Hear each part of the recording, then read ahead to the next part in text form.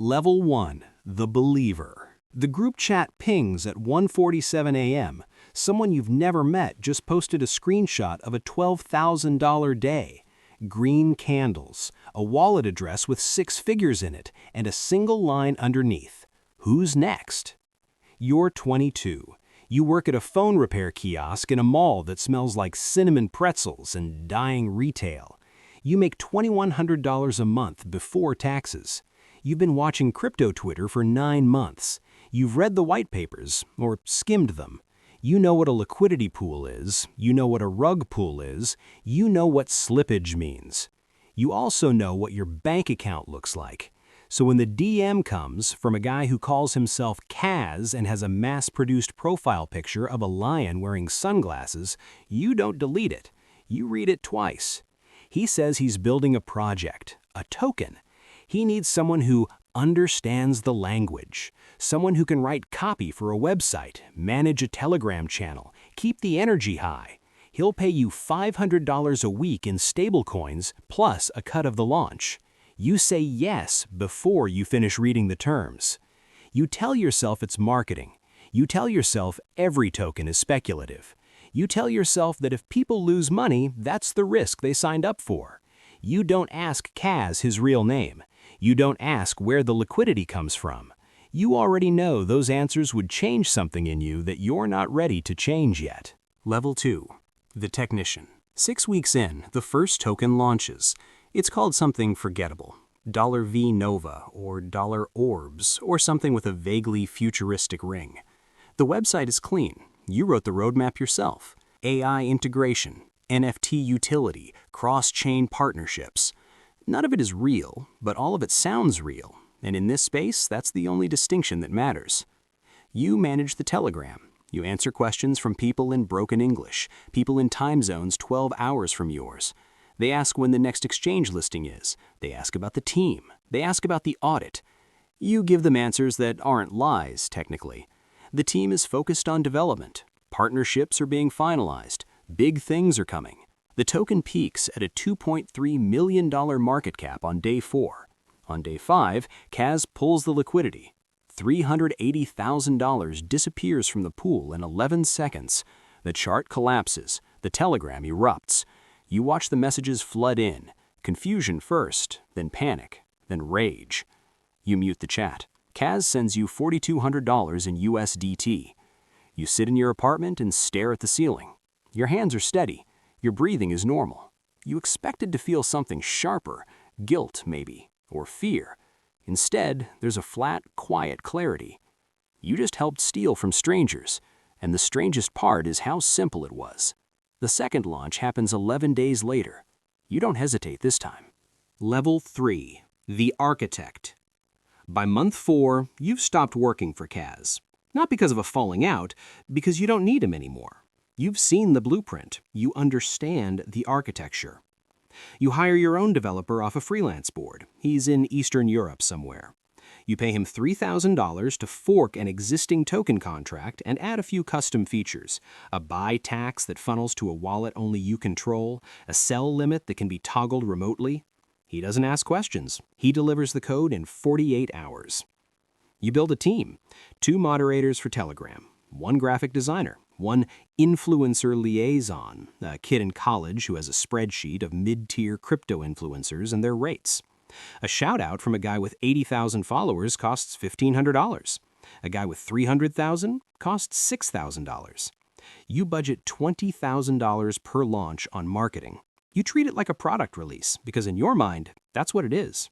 You run 3 tokens in 2 months. You gross $1.1 million. Your cut, after expenses, is $640,000. You move out of the apartment. You rent a condo in a high-rise with floor-to-ceiling windows and a doorman who calls you sir. You buy a watch, not the most expensive one, but expensive enough that people notice. You tell your family you're in decentralized finance consulting. The rationalizations are smoother now. You tell yourself you're providing a market. You tell yourself early buyers had their chance. You tell yourself that in any market, someone has to lose. You stop reading the Telegram chats after the pools. Not because it bothers you, because it's inefficient. Level 4. The Brand. You're no longer launching tokens under random names. You've built a persona. Multiple personas, actually. You operate 3 separate identities across Twitter, Discord, and Telegram.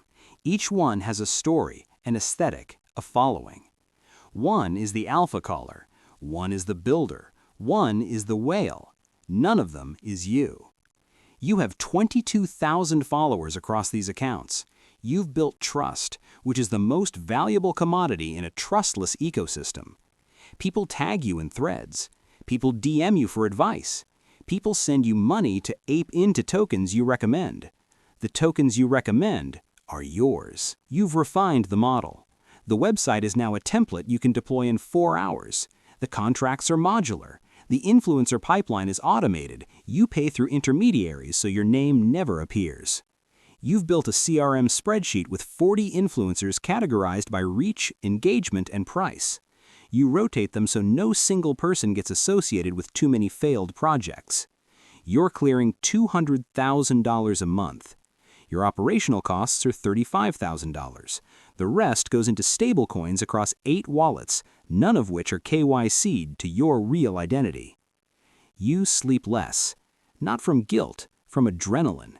The launches feel like controlled demolitions. You set the charges, light the fuse, and walk away before the dust settles. You've also started noticing something. The people around you, the developers, the moderators, the influencer contacts, they all think they're on the inside. They think they understand the game. They don't realize they're also the product. If anyone gets caught, they take the fall. You've structured everything so the trail leads to them first.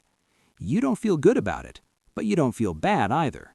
You feel strategic. Level 5. The network. The call comes from someone who doesn't introduce himself by his handle. He introduces himself by the project he ran, one that did $14 million in volume before it collapsed. He knows who you are, not the personas. You. He proposes a partnership, not a single launch, a network. Multiple teams running coordinated campaigns across different chains, shared infrastructure, shared influencer pools, volume amplification, where one project's activity creates the illusion of ecosystem-wide momentum. You meet him in Dubai.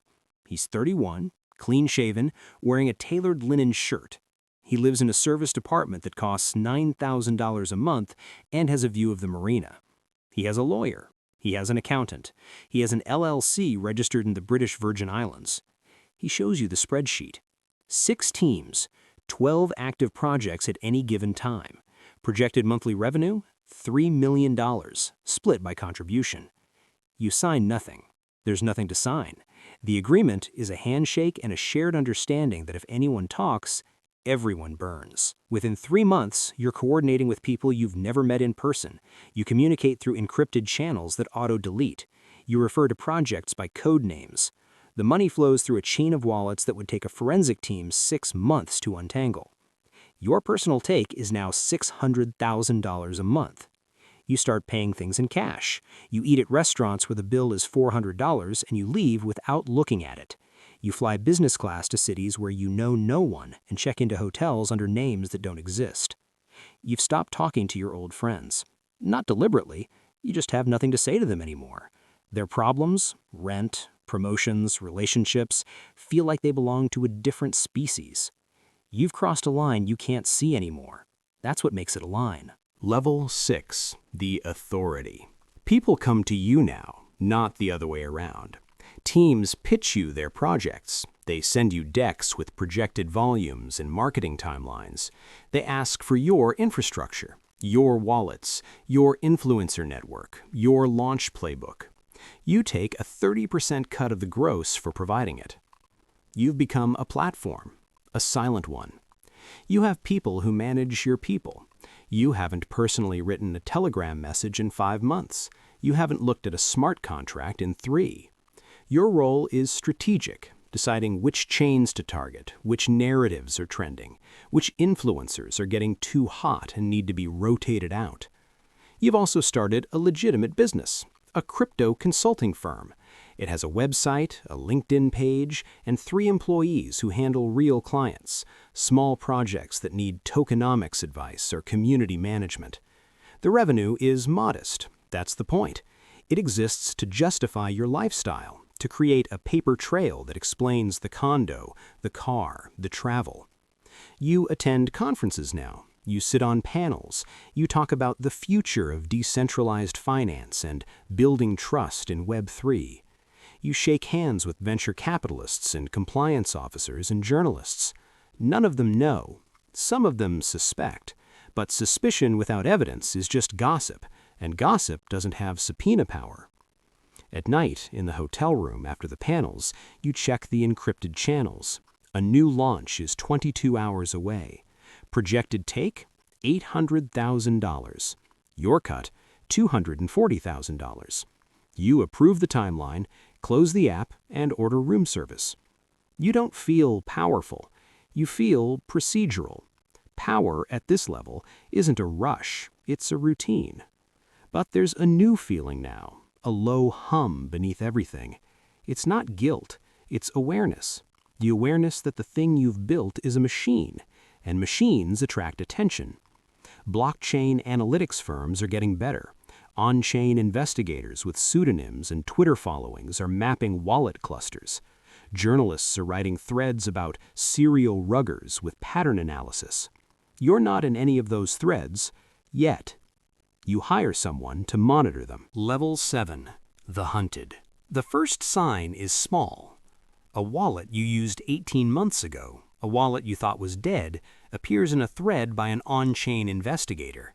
He hasn't connected it to you, but he's connected it to a wallet that's connected to a wallet that is 2 hops from your real identity.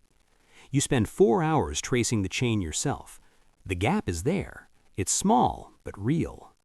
You move $2.4 million in stablecoins across 9 new wallets in a single night.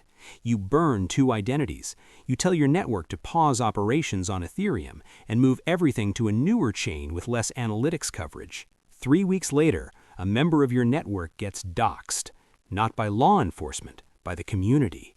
His real name, his LinkedIn, his city. It's posted on Twitter with screenshots of wallet transactions. The thread gets 4,000 retweets in 6 hours. He panics. He calls you on an unsecured line. You hang up and block the number.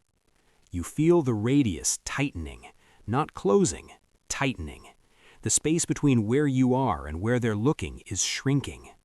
You stop going to conferences. You cancel a trip to Singapore. You tell your consulting firm you're taking a sabbatical for personal reasons. You move to a rented villa in a country with favorable privacy laws and no extradition treaty for financial crimes. Your income drops to $300,000 a month because you scaled back operations. It still feels like an absurd amount of money. But the relationship between money and safety has inverted. More money used to mean more security. Now, more money means more exposure. You run scenarios in your head. What happens if the doxed guy cooperates? What happens if the analytics firms connect the next wallet? What happens if a regulator issues a subpoena to an exchange you used once, 3 years ago, before you understood operational security? You don't sleep well, not because of fear, because of math. You're calculating probabilities, and the numbers are trending in one direction. You start thinking about stopping, but stopping is its own problem. The network doesn't have a resignation letter. The people who depend on your infrastructure don't have backup plans, and the money you've accumulated needs to be cleaned, moved, and justified, a process that takes years, not weeks. You're not trapped by the system. You are the system, and systems don't stop. They collapse or they evolve. Level 8, the Ghost. The villa is quiet. The pool filter hums. The gardener comes on Tuesdays and Fridays and nods at you without speaking. You've been here for 7 months, and you've spoken to maybe 12 people in person during that time. 4 of them were waiters. Your net worth, spread across wallets and shell accounts and a safety deposit box in a country you visited once, is somewhere around $18 million. You're not sure of the exact number. It changes with stablecoin peg fluctuations and the exchange rates of currencies you hold in jurisdictions you chose for their opacity. You don't run operations anymore. The network still exists, or a version of it does. Younger operators have taken over the playbook. They've added their own innovations, AI-generated team photos, deep-faked video AMAs, smart contracts that are even harder to audit. The machine evolved without you. You get updates occasionally through channels you check once a week. The numbers are bigger now. A single coordinated campaign grossed $5 million last month. You're not involved. You don't take a cut. You just read the numbers the way a retired general reads war dispatches. The money should make you feel free. It doesn't. It makes you feel like a custodian of a secret that has its own gravitational pull. Every transaction, every wallet, every interaction is a potential thread that someone, someday, could pull. You think about the people, not abstractly, specifically. You think about the guy who posted in a Telegram chat that he'd put in his daughter's college fund. You think about the woman who messaged one of your moderators asking if there was any way to get her money back. You think about the thousands of wallets that bought at the top and sold at zero and never posted anything at all. You don't feel remorse in the way you expected. It's not sharp, it's geological.